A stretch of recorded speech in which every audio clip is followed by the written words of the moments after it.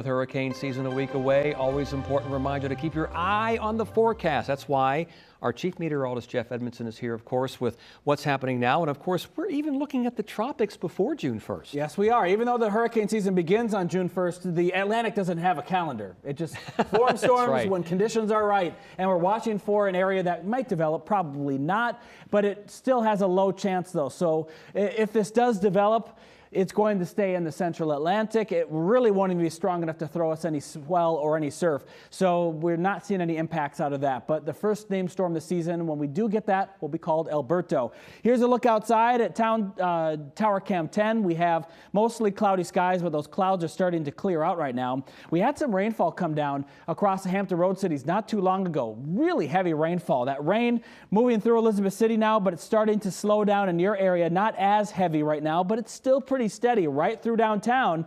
Your rainfall totals have been around 1 inch to 1.3 inches so far from this.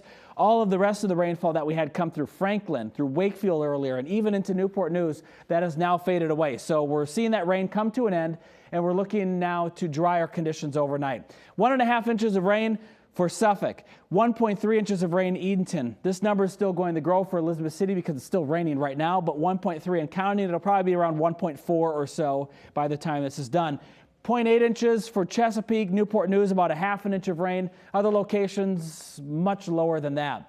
Not seeing a problem with fog locally, but we do see it towards Wakefield right now. Franklin, it might start to thicken up here. You had some heavy rain earlier and you've seen clear skies. The fog has started to develop very quickly. That fog will expand across the rest of the Hampton Road cities. So by tomorrow morning, we could see some patchy dense fog as the day starts.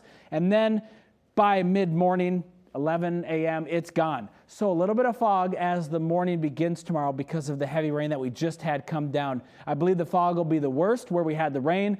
Virginia Beach, for example, where we really didn't have the rainfall, you probably will stay fog-free, or at least not as much thick fog developing overnight. Our temperatures are in the 60s and 70s right now. We'll see temperatures staying that way all night long across our area.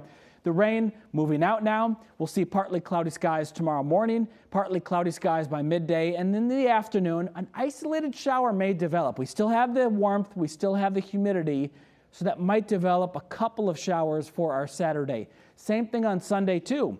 We might see a couple of showers developing into the afternoon, but most of the rain, though, indicated on our model here, has it more inland and not so much by the coast.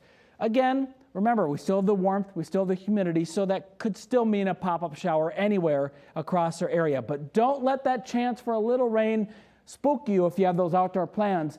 Still go to the beach, still go to whatever you have going on for your Saturday or Sunday. I notice, and if you notice, we haven't talked about Monday yet because that's a whole different deal. Monday, winds are out of the southwest, pretty strong.